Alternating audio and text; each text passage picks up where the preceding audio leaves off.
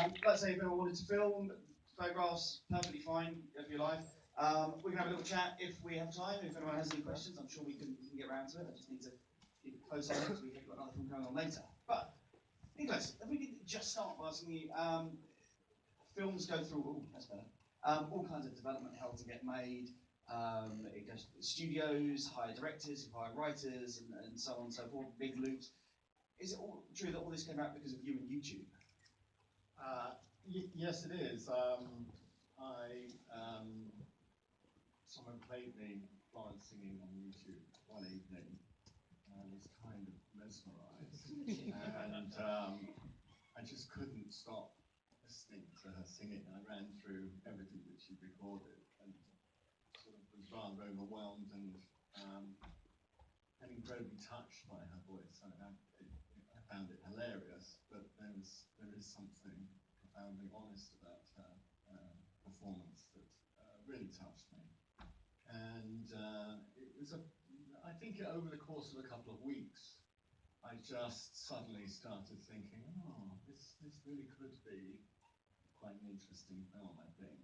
And I think there were a few plays that had been written about it, and I hadn't seen anything. And we just sort of gradually seeped in and sort of overtook me, and suddenly that's what I was doing. You know, I was just thinking about how I could possibly make all of this work. And then, I mean, the film starts with sort of based on action events. I mean, how true to Florence's story is this, and how much artistic license you do? And how do you research sort of the more private side of her life?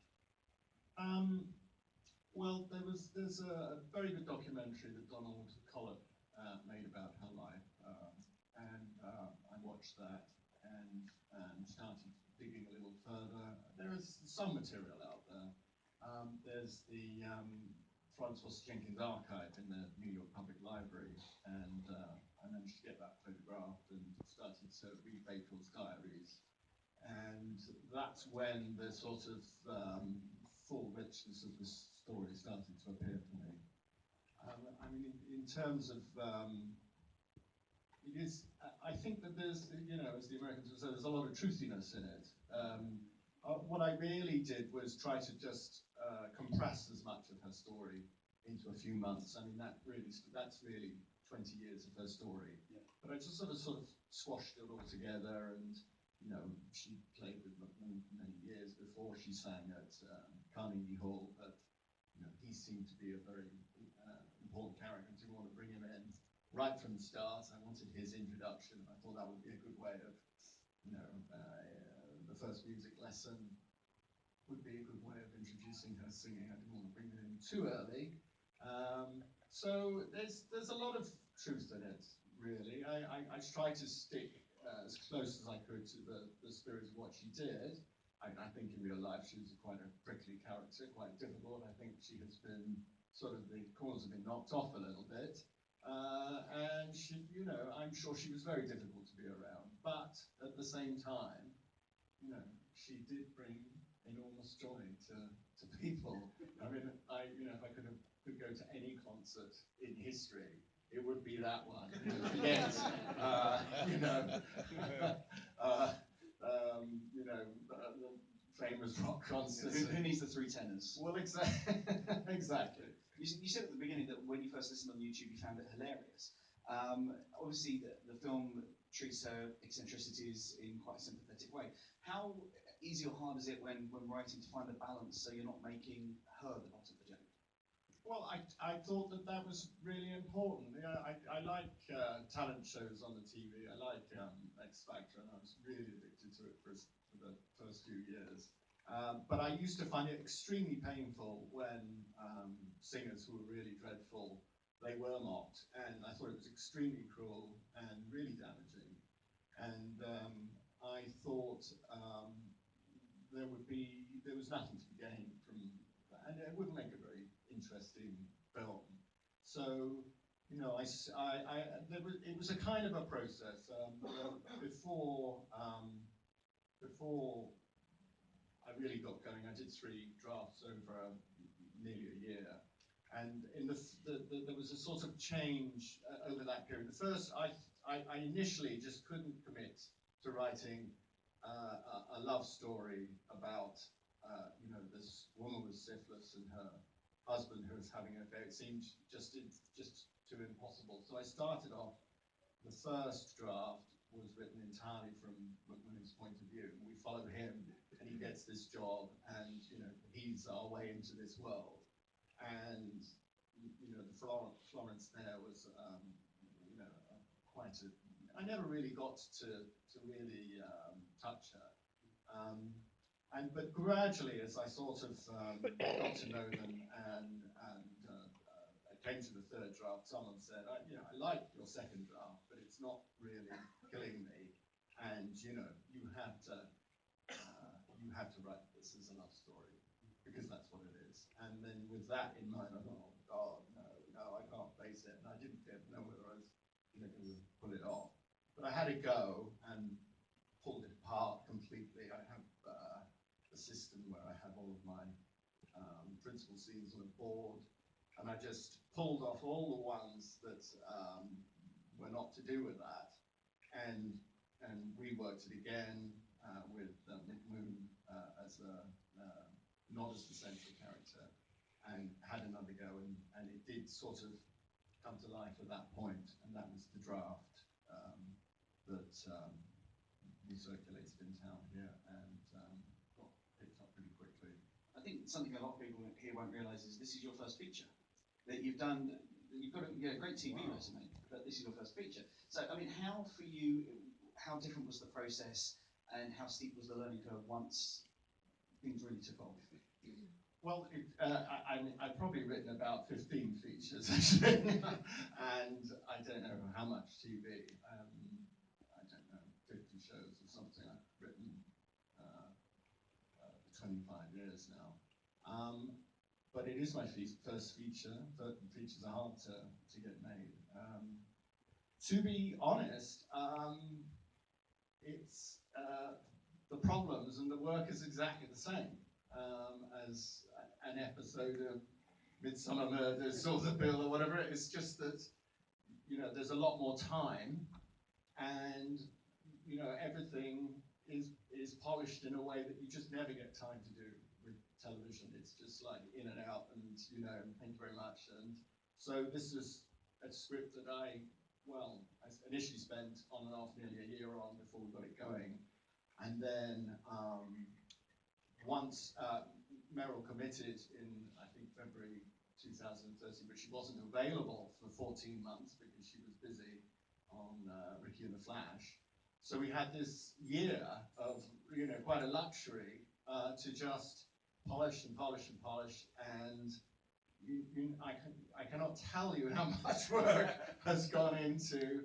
And then when we started shooting, we just started again. So it was rewritten every day on the set, because when you've got three really world-class actors who are bringing different colors to every single take, there's an opportunity to pull it around and try it again, and so it was evolving constantly throughout the shoot as well. You mentioned Meryl. Can you try and describe the emotion when you're trying to get the call, just saying, yeah, Meryl's on board? Well, I'd sort of lived in a cold sweat for Michael Kuhn, the producer.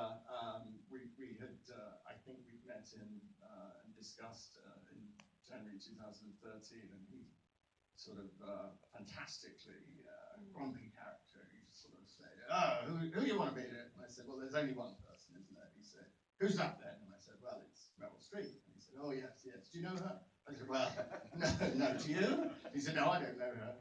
And he said, I think Frears knows her. Forget Frears, he might be able to get her. That's the way to do it. And I said, all right, fine, off you go. And he went and did it. So Stephen wants to do the film, and there was a sort of chat about how to send it to her and all of that, and her agent liked it, and it was a couple of days. She got it and said yes. I mean, it was absurd. was it a case, you say you were writing and polishing every day on the set as well? Were Meryl and Hugh coming to you and sort of trying to get little nuggets, little bits more information? Well, I mean, the thing about them both is they're hugely experienced filmmakers. They're not just actors. They are great actors, but they know more about film than anyone I've ever met. And Meryl, she'll sit there and say, oh, I can remember on Sophie's Choice, we had a problem like this. And I'd be like, yeah, on the 4th episode of Diel and Pasco, it was very similar.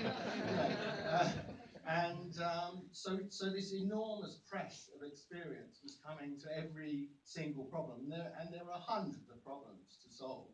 And trying to maintain that sort of confection and sort of likeness is very, very tricky. But at least they didn't bring in their own writers. No, and that would have been the last thing that she or Hugh would have done, because it's both hugely respectful of writing, and it was just tremendous. How satisfying for you is it as well that as a writer working in the UK, this is a UK production? This was filmed here. Yes.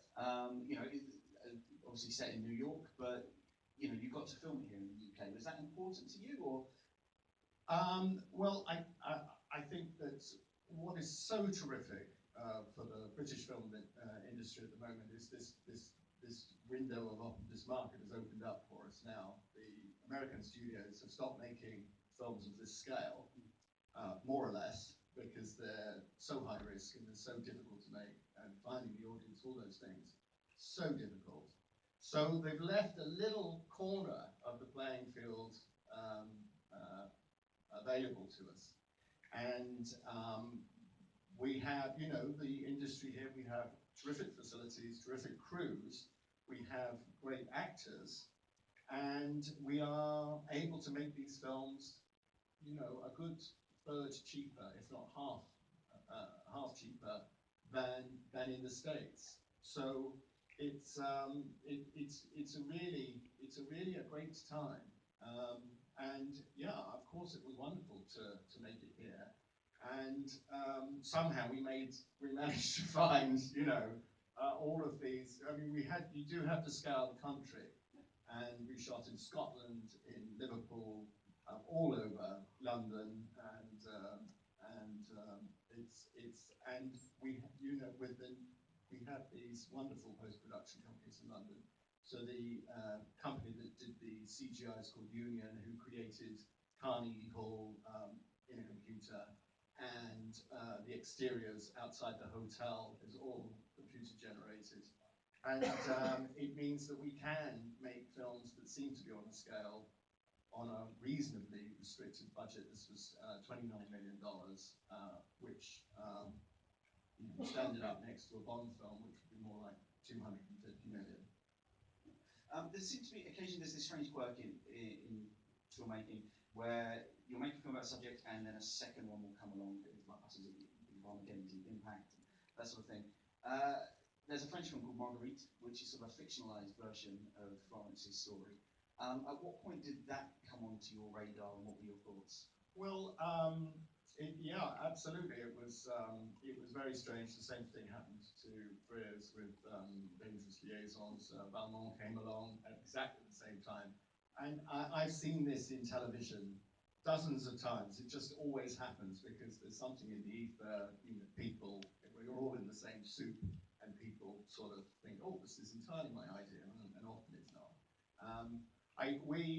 We heard about Marguerite,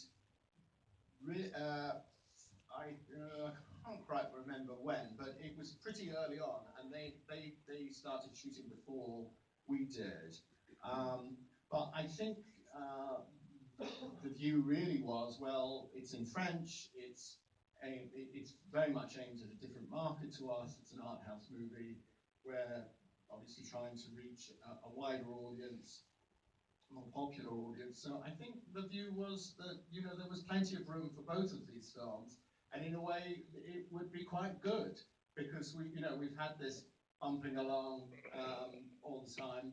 they released in France very successfully some time ago, and I think it's been good for them, and it's been good for us as well. So you know, and you know, to the greater glory of Florence's name. So this will from now on be known as the Frears effect. We've got comments. Has anyone got any questions? Has anyone got anything they wanted to ask me? Yes, just I just wanted boom your voice a bit. Yeah, at the end, she reads a bad review and she falls ill and then dies. Is that true, or is that dramatic license? It's more or less true. I mean, the reviews for her Carnegie Hall gig were honest and pretty devastating, and I think it probably did really hurt her. She died a few weeks after the Carnegie Hall gig. She had a stroke of some kind. She was actually in a music shop when she collapsed. There, you know, again, there's a lot of truthiness in all of that. So you know, it's more or less, yes, it's more or less true. I thought it was a most beautifully nuanced and structured script. And you've actually answered the question I was burning to ask you, which was, at what point did you decide to delay the gag about her terrible singing? Because the build-up to that is just wonderful and gets us into the film so nicely. But that wasn't in your first draft at all. The timing of when we first hear her sing was always going to be delayed quite a bit. We were going to go off to Carnegie Hall, etc., etc. But I felt it was important to hold that back. I knew that audiences would be coming with the expectation of hearing her sing. And I felt that you know everyone needed to learn a little bit more about her, and also to underline her status within the musical world of New York, so that it became you know, to make it understandable. That was quite tricky. I think the opening was brilliant. Well, thank you very much. Thank you. Let's go to this gentleman up here. Thank you. I really enjoyed the film. I thought there was a very interesting tone to it, where it was funny, but it also was it seemed like a very sad story, and sometimes those two things were almost simultaneous. A lot of that seemed to me to come from the relationships of Florence with the two principal male characters, and this kind of ambiguity over whether they were perhaps slightly swindling her, particularly Hugh Grant's husband character, and that wonderfully sort of turns right at the end. Was that something you had worked in the script, or did it come through performance to try? Or was that something you were actually going for? Well, I thought it would be interesting to have a certain ambiguity there, to leave the audience slightly wondering about Bayfield's honesty. What we found was, when we first started testing the film, the audience didn't agree. They didn't really think. The audience is very conservative. They didn't like the ambiguity. They wanted a more sincere relationship. And so through the miracle of editing and shooting a little bit of extra material, so we were able to just bring down the level of. I mean, I was never cynical about the story at all, but